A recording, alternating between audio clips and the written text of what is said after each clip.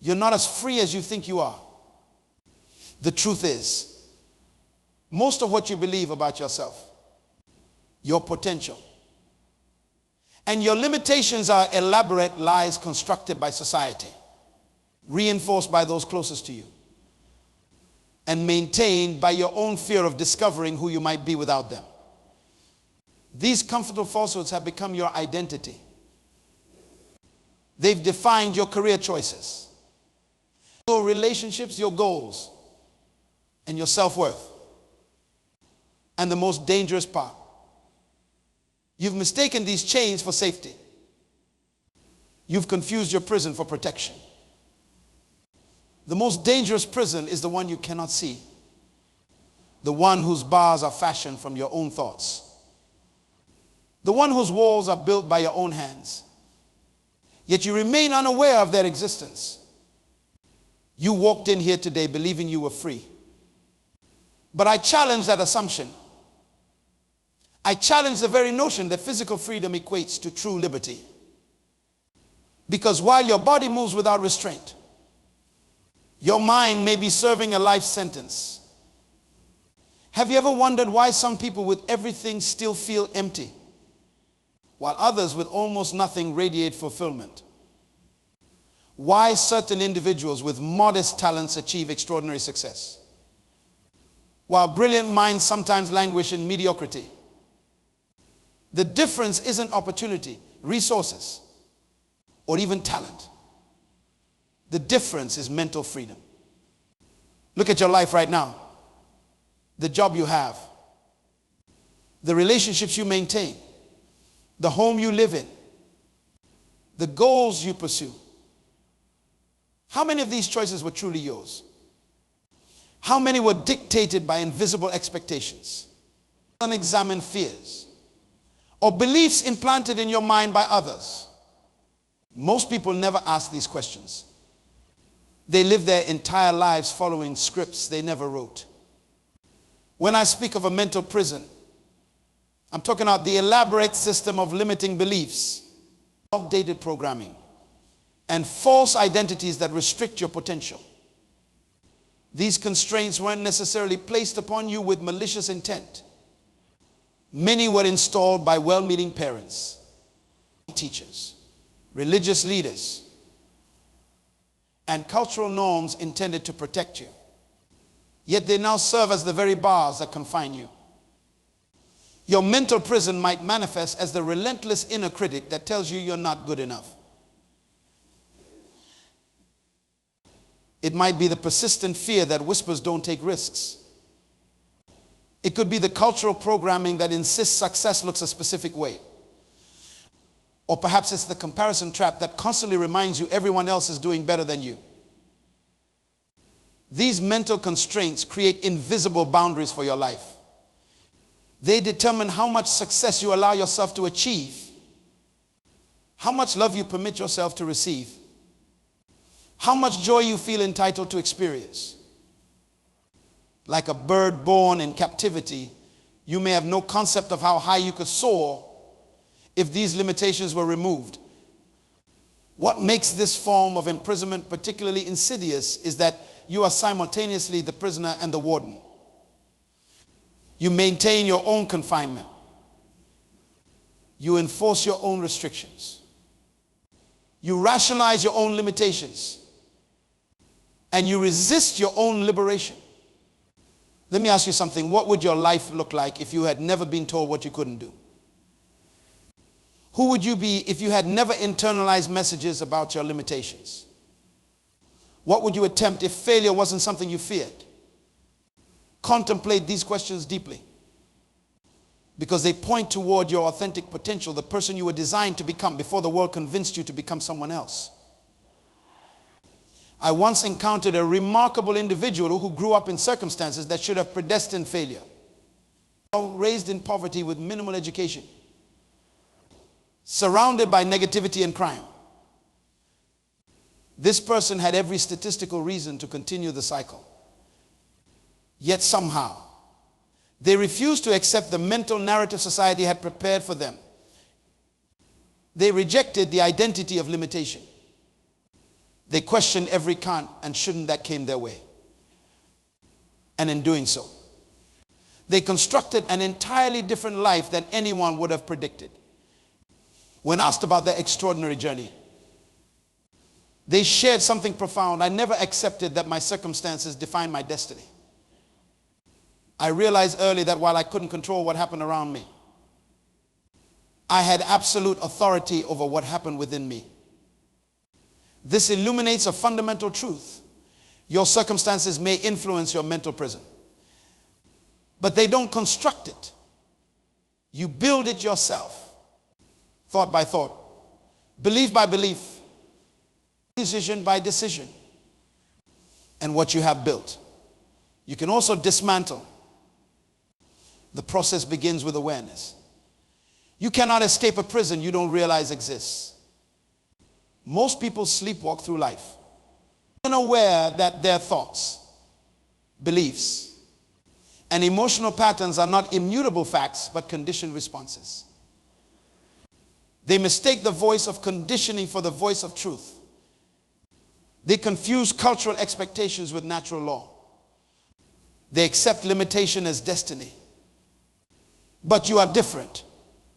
Your presence here suggests a stirring within a recognition that something isn't aligned. Perhaps you've glimpsed the bars of your confinement. Maybe you felt the constraint of your mental chains. This awareness, however uncomfortable, is the essential first step toward liberation. Consider how many of your perceived limitations are actually self-imposed. I'm not creative.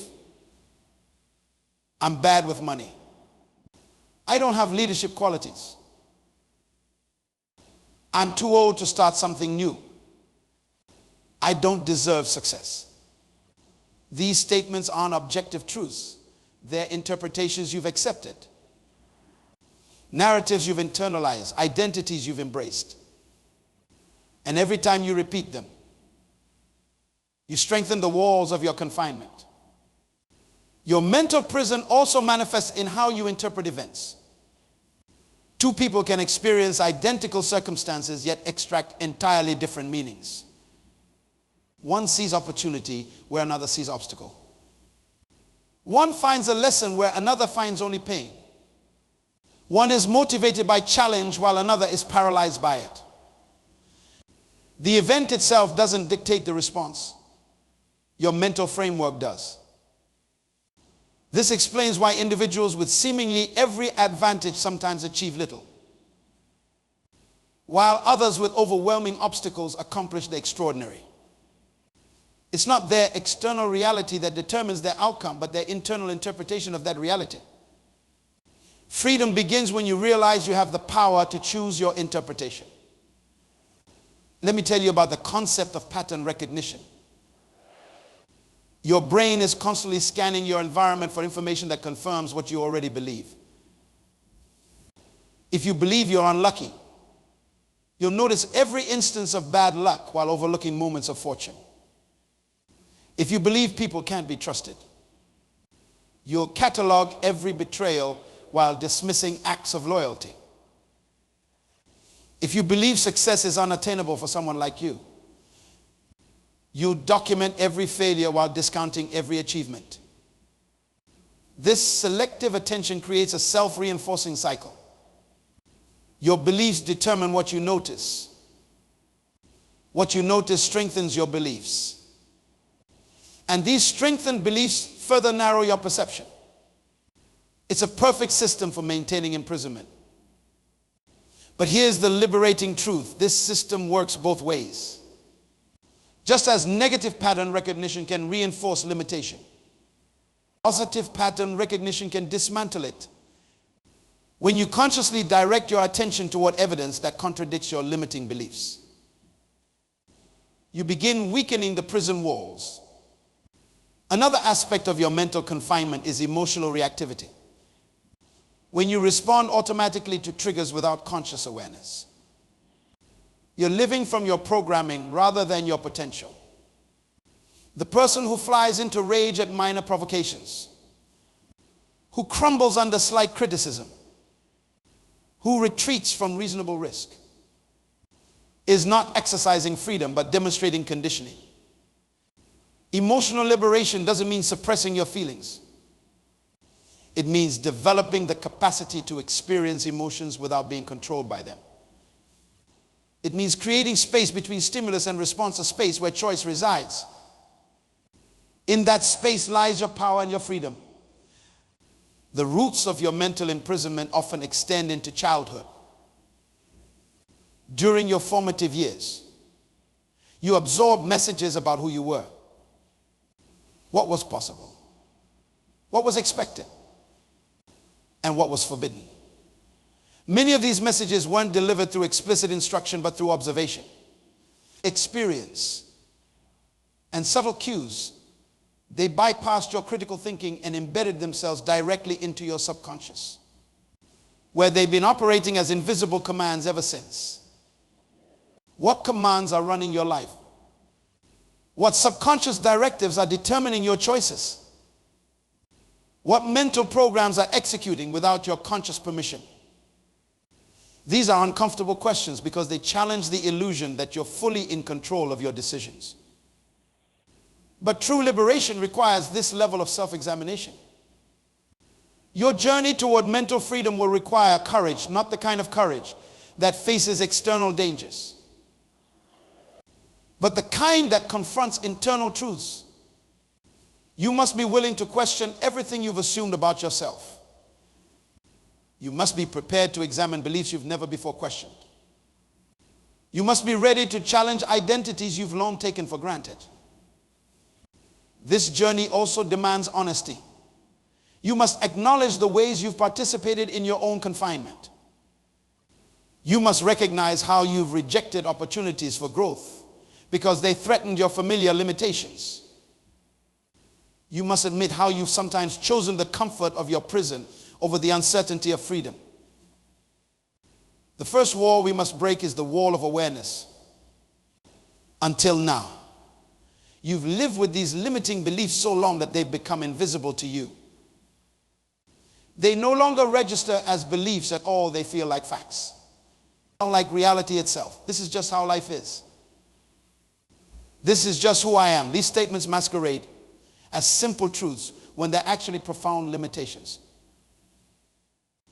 Every mental prison has a foundation core beliefs installed early in your development that support the entire structure. These foundational beliefs typically revolve around four key areas: your worth, your capability, your belonging, and your security. When these foundations are distorted, everything built upon them becomes unstable. If you believe at your core that you must earn love through achievement, you'll construct a life of endless striving with little satisfaction.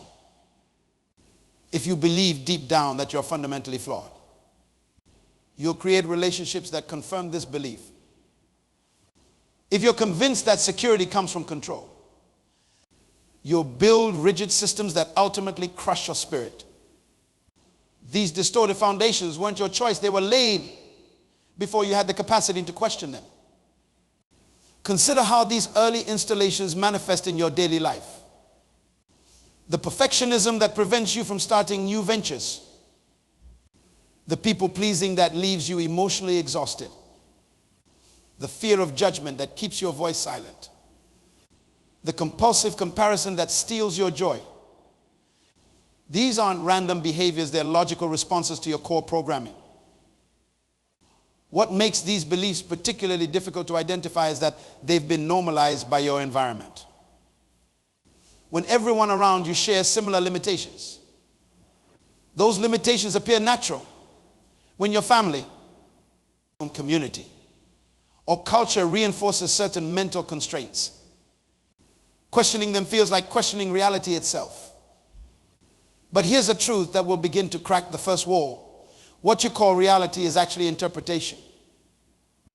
What you experience as the way things are is actually the way you've been conditioned to see things. This distinction changes everything. The mind operates much like a search engine. It finds what it's programmed to look for. If your mental search parameters are set to scan for danger, rejection, and confirmation of your inadequacy. That's precisely what you'll find. Regardless of what actually exists around you, your perceptions aren't neutral recordings of reality. They're highly filtered interpretations shaped by your beliefs. This filtering happens automatically, below the threshold of conscious awareness. It's why two people can witness the same event and walk away with entirely different experiences. It's why one person sees opportunity where another sees only risk. It's why some individuals maintain optimism through hardship while others surrender to despair in favorable circumstances. Understanding this mechanism is crucial because it reveals that your perspective isn't fixed. By consciously reprogramming your mental filters, you can literally change what you perceive. This isn't magical thinking, it's the practical application of neuroplasticity. Your brain's ability to reorganize itself through new experiences and focused attention. Let me share something powerful. The most restrictive beliefs in your mental prison are often the ones disguised as protection.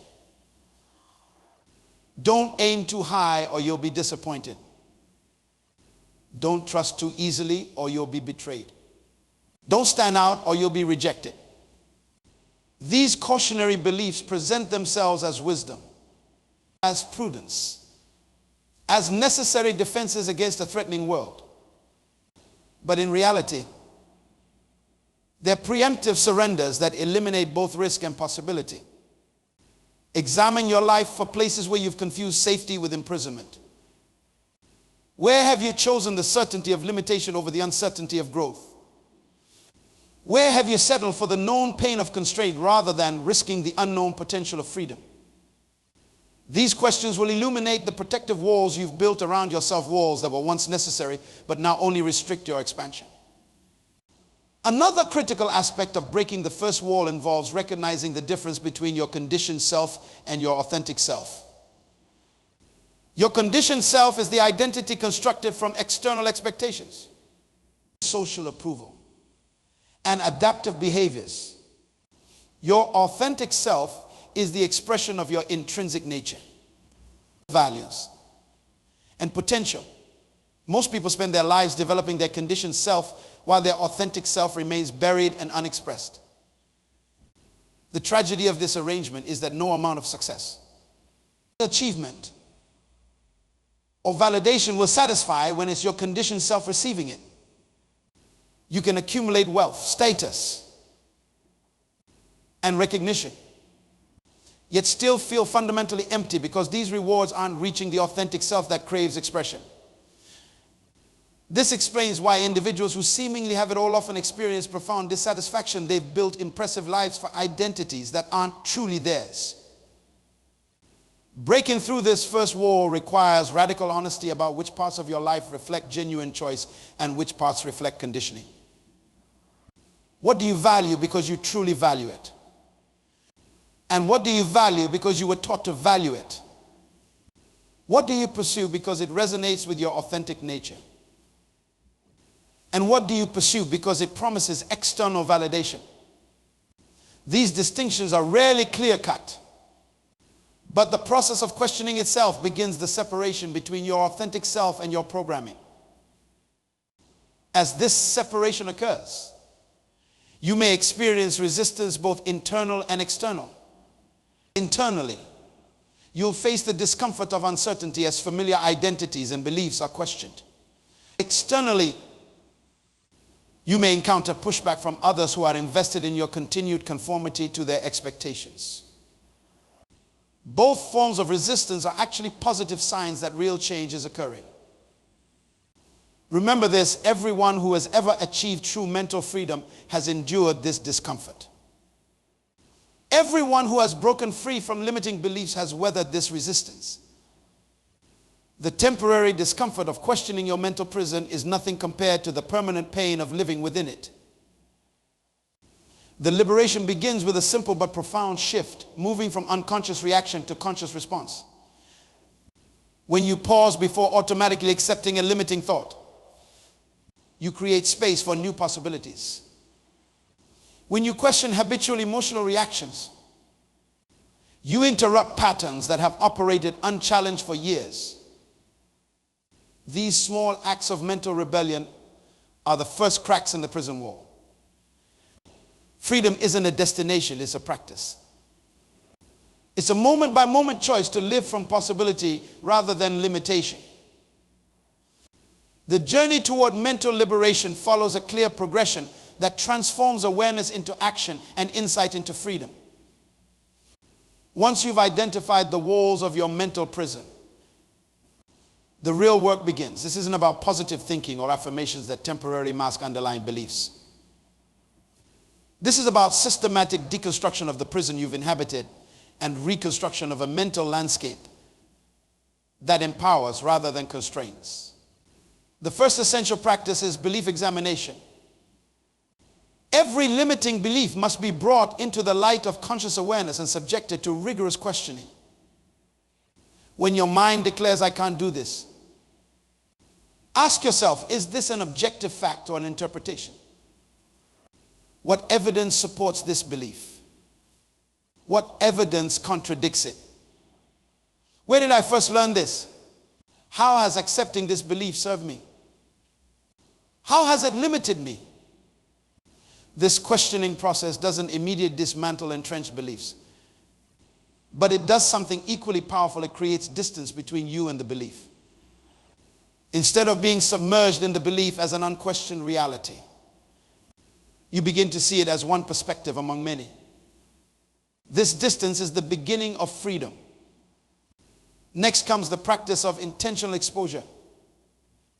Your mind has likely been protecting you from experiences that might challenge your limiting beliefs.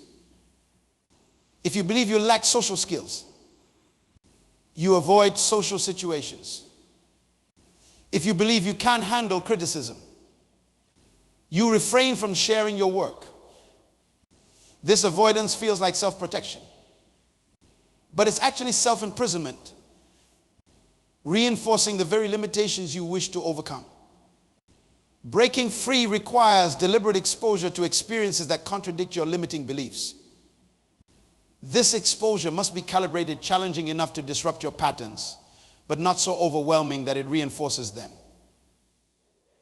Small, consistent steps beyond your comfort zone create new neural pathways that gradually replace limitation with possibility. The third practice is identity evolution. Most limiting beliefs are entangled with your sense of identity. Who you think you are determines what you believe you can do.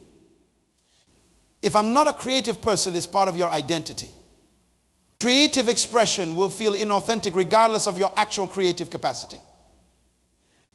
Liberating yourself requires consciously evolving your identity to incorporate new possibilities. This isn't about denying your history or fabricating a false self. It's about expanding your self-concept to include dormant aspects of your potential.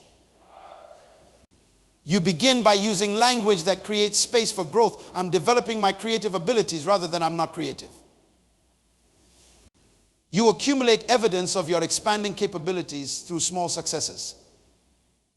You deliberately associate with individuals who embody the qualities you're developing. Another crucial element is environmental redesign. Your physical and social environments powerfully reinforce your mental patterns.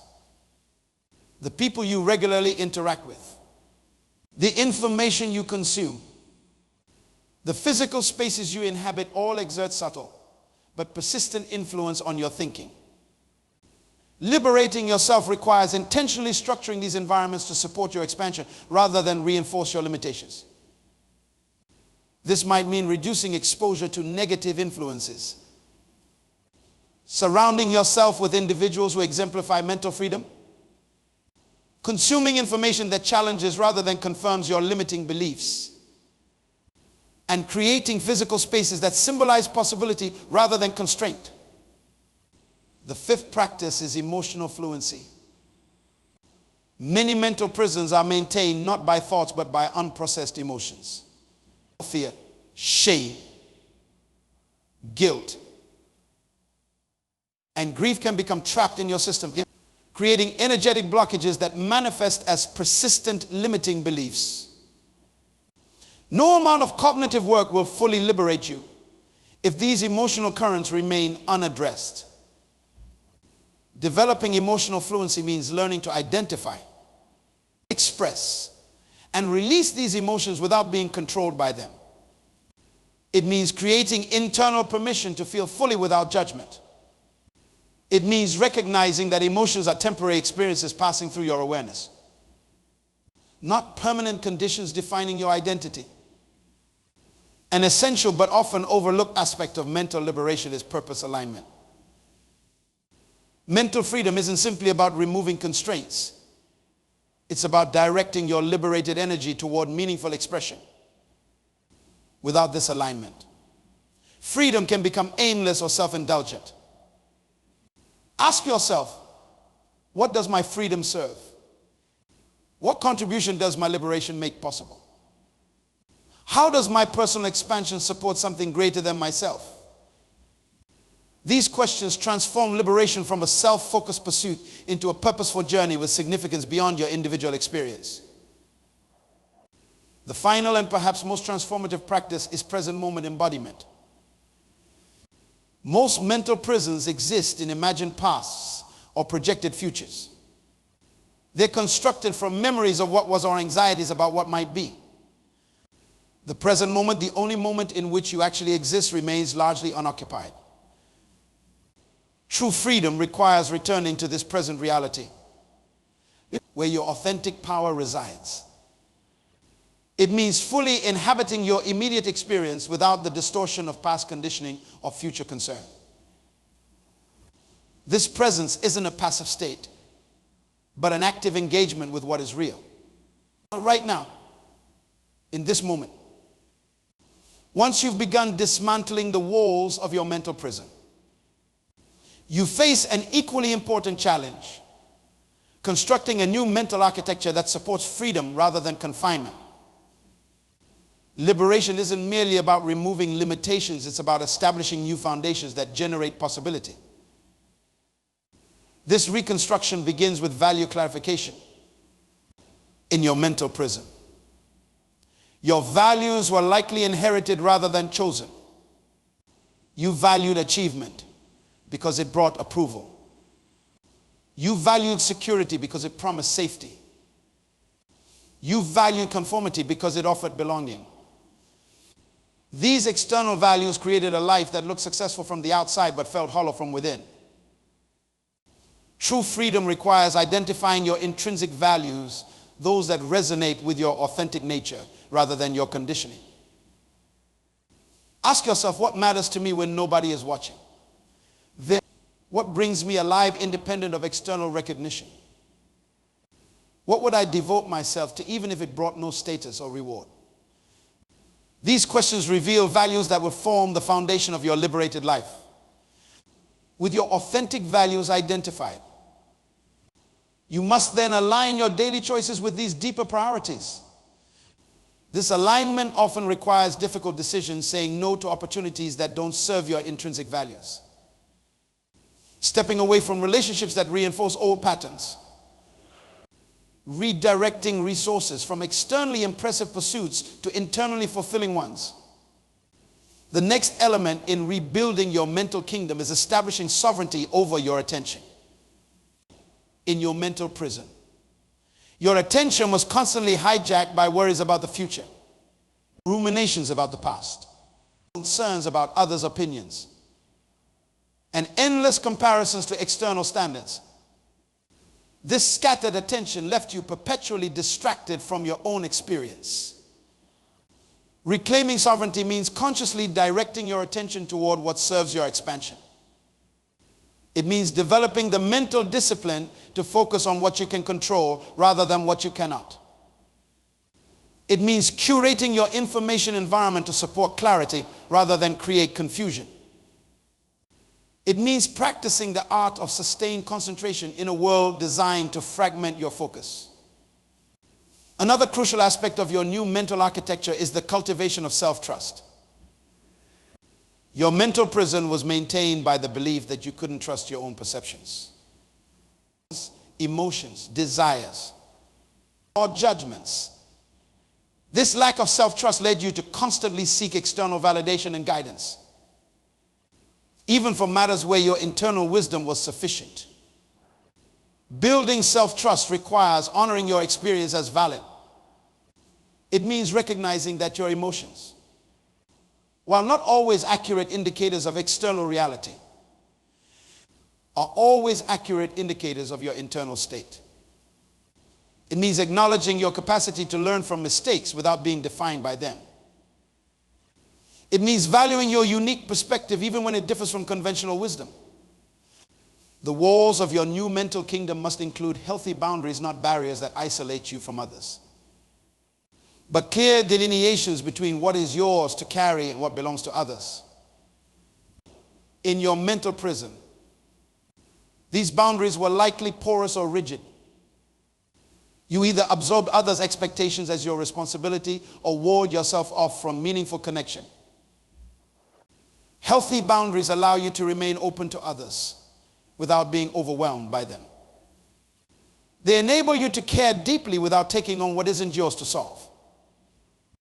They create space for genuine intimacy based on choice rather than obligation. These boundaries aren't fixed but fluid, adapting to different relationships and circumstances while maintaining your core integrity. At the center of your rebuilt mental kingdom stands the practice of conscious creation. In your mental prison, you were primarily reactive, responding to circumstances, adapting to expectations, adjusting to limitations. This reactivity created a life that happened to you rather than through you.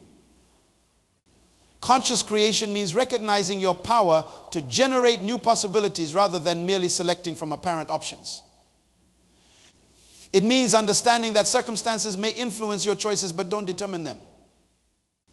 It means accepting that while you can't control every external event, you always retain the power to choose your response.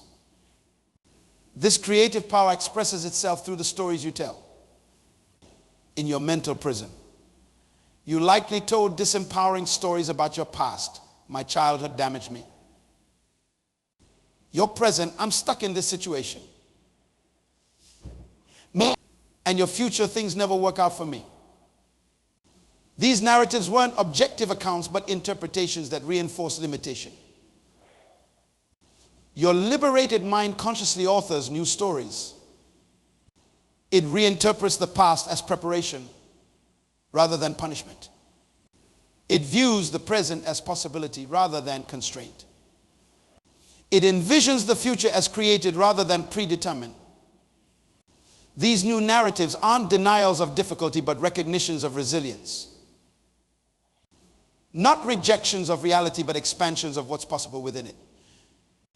The ultimate test of mental freedom isn't what happens in moments of ease, but how you respond in moments of challenge. Liberation isn't the absence of difficulty, but the presence of choice within it. Living unleashed means bringing your liberated mindset into every dimension of your existence, especially when circumstances invite regression into old patterns. What does this unleashed life look like in practice? It manifests as the courage to pursue aspirations that your imprisoned mind would have dismissed as unrealistic.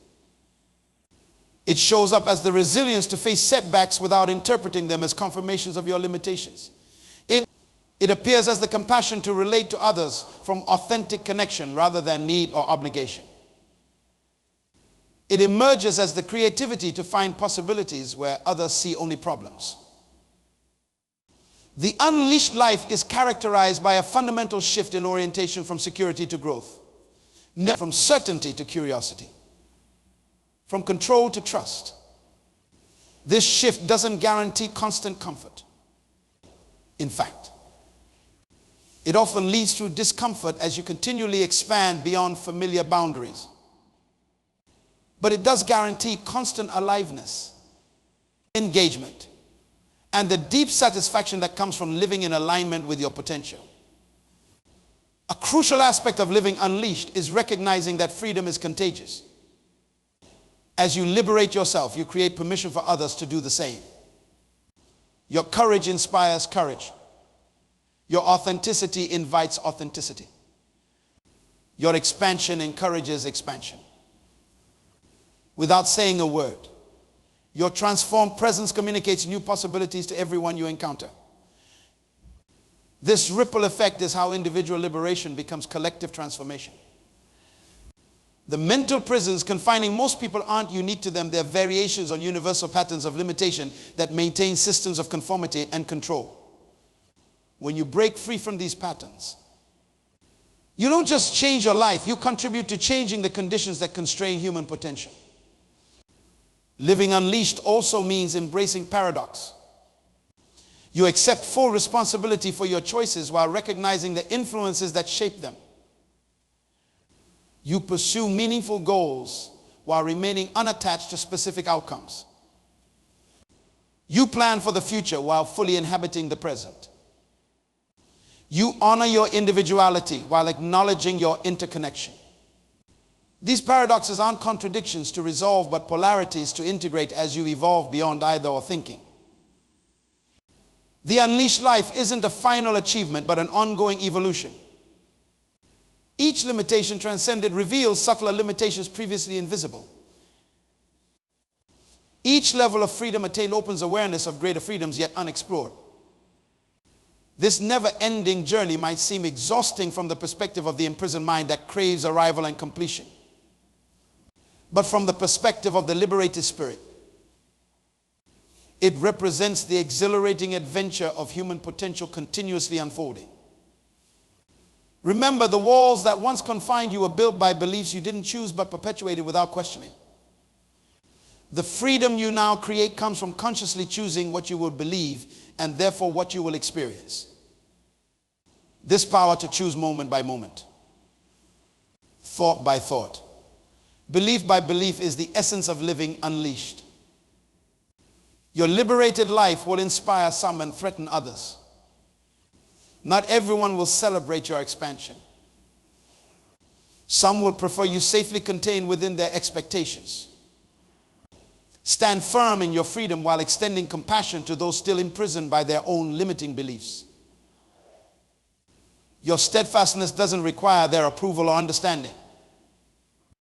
The world desperately needs individuals who have escaped their mental prisons, people who demonstrate what's possible when human potential is unleashed.